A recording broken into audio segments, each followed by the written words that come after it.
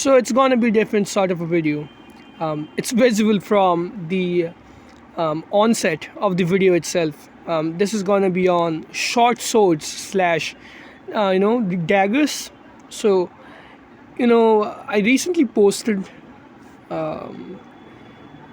some of the stuff that I have made. That post, that bladesmith cell moment.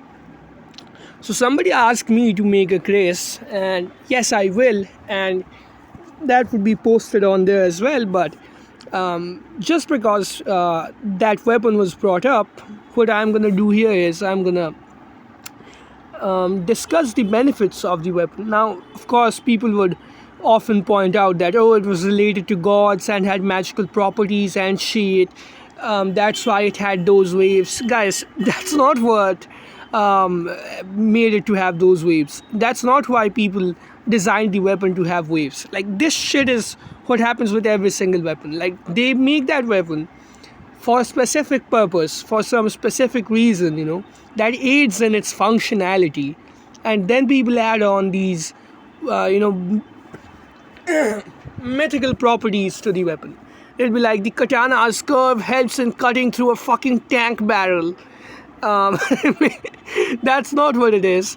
The katana simply has a curve because when it's quenched, they use clay on the spine of the blade, and it curves because of that differential cooling, right? And it's required because the belly of the katana is very hard steel, and if the spine was similarly hard as well, that would be a problem. Now, Japan did not have those tempering techniques which Europe did, so katana blades had to rely on a combination of brittleness and plasticity, because they could not engineer that flexibility throughout the body of the blade. So one part of the blade was brittle and hard, the other part of the blade was just straight up soft. They could not have that combination of hardness and softness, merged into a flexible spring steel. So this is the same thing with the kris. The kris was like a weapon which was like 25 to 30 inches long. So when you have a sword in that length range, that's total length, not blade length. You often have to compromise one thing for the other. You have to compromise stabbing ability for chopping ability, or slicing or draw cutting ability for thrusting ability. Now, I've drawn a few examples of this. This is something that would have been used in Germany in the 16th or 17th century. Like, this would usually have a ring guard on it, and used in conjunction with a rapier. Some of these would often have those deep notches. What they call it, blade catcher, sword catcher. So, as you can see, this doesn't really have much of a chopping ability. Like these were pretty big daggers. As far as daggers go, they are almost like short swords. As you can see, the edge is straight. So this really doesn't have a lot of draw cutting capacity. Of course, any edge with small sort of cross section, like let's say the edge was shaped like this, it's usually more of a convex edge anyways, because it's supposed to take blows from swords, and of course it has more of a stabbing function. Like, let's say the edge looks like this, right? This is horrible. This is a horrible representation. Like, don't think it's a one-to-one. So yeah, it looks like this. You sharpen anything like that, it's gonna cut decently, but it's not gonna have that great draw cutting capacity like something like this would. Now this has a very acute point, and this would leave a very deep wound channel. Now this is a very good thrusting weapon, but it wouldn't really chop as good, simply because the edge is straight, and this wouldn't also give you a good draw cut because it doesn't have an exaggerated cut. So you can't be cutting while you draw the blade, right? For that, you would need something that has a curve like this. Now this is a khanjar, or jambia, as some other people would call it in other parts of the world. There's variations of this in India, where they have a guard like this, you know, oh shit, what the fuck did I just make? It has a guard like, fuck this shit, man. It has a guard like this, which is much more protected and all. Um, Shit, I'm horrible at this. Fuck this shit. How bad am I at this? Like, I'm much better with pen and paper. So the guard looked more like this, and there was something similar on this side. It was like an H-shaped guard, right? It took the shape of an H. So it was called a Chilenum in southern India. And that was probably because of trade with the Arabs. So this was adopted and fitted with more traditionally Indian hill styles. So as you can see, it has a very prominent curve. So this aids in draw cutting and slicing. And of course, this weapon was used in those assassination attempts where you would sneak up behind someone and draw this weapon on their throat. You would actually find historic paintings on this. People used this as an executioner's dagger for beheading and or for slitting throats. But this doesn't really have much of a stabbing capacity, nor does it really stab, because as you can see, this gets narrower as the blade moves towards the tip. This can be hooked with, right? This can be hooked with, but hooking is a limited function compared to thrusting. It doesn't really give you that much of a reach. That is why it really hasn't been an effective method of dispatching opponents throughout history.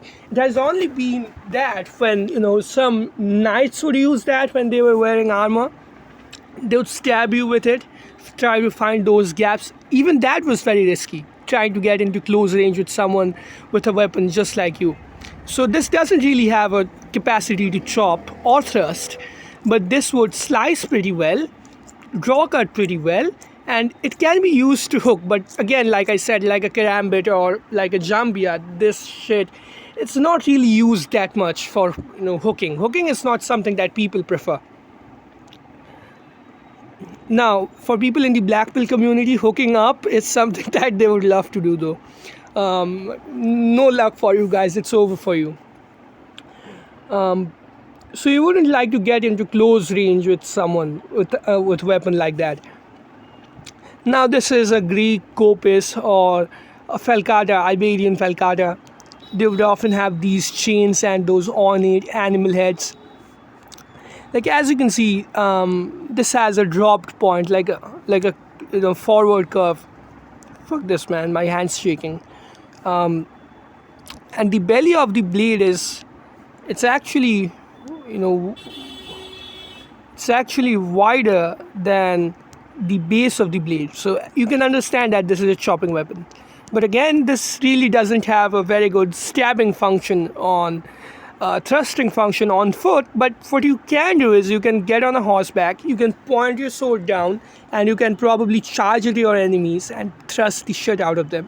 But again, that would take a lot of force, and you'd be better off doing that with a straight sword used on a horseback. And there are weapons in history, that are specifically designed for that, like the pata, whatever, the gauntlet sword, up to 4 or 5 feet long, so you can just draw it out. But we're talking about more maneuverable and shorter swords, which are easier to conceal as well.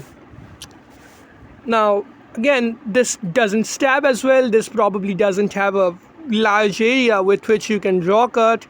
That's only this much, while the rest of the blade is pretty much useless for draw cutting. But this is a very good chopper. While with this, the entire area is dedicated for a draw cut. Neither of these can stab very well. Now you have to compromise for a blade of that length. Of course, if you have a blade that's like 30-40 inches of blade length, like an arming sword or like a long sword, it doesn't really matter if it's straight or if it's curved. What matters is it's sharp and it's flexible enough, and it would cut all right. But we are talking about short swords and daggers, right, in that range. So what happens with this kind of weapon is this cutting area, this effectively is a curved cutting area.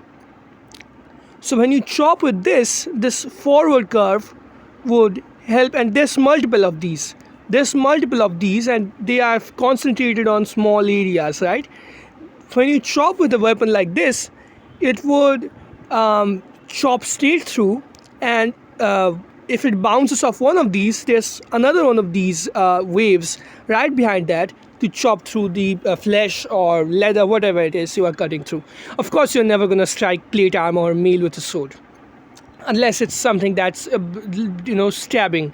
If you are stabbing that plate armor, yeah, maybe then, or that mail. Even then, with plate armor, you have to leverage the gaps of the plate armor.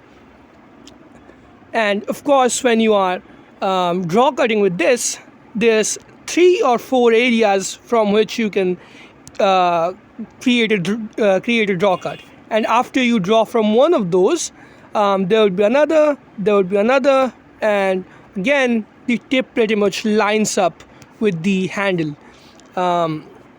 If you draw a straight line from the handle to the tip, it actually lines up with the blade pretty much, just like, almost like this one. While with this one, this doesn't really happen. It should be more through the midline. That's what I should be showing. Like, draw a midline through the handle, and this is what it looks like. The tip doesn't line up. The tip doesn't line up. With this one, the tip lines up. Again, with this one, the tip lines up. With this one, the tip lines up. So this is also pretty good for stabbing, though not as good as this one. Not as good at draw cutting as this one. Not as good at chopping as this one. But it's a good mixture of all of those. So that's the reason a weapon with this sort of length would have waves in it, and that would serve as an effective function. In fact, earlier krises were actually straighter. They probably realized that the best configuration for a weapon like this would be for it to have some waves. So it would be a weapon that has a lot of functionality.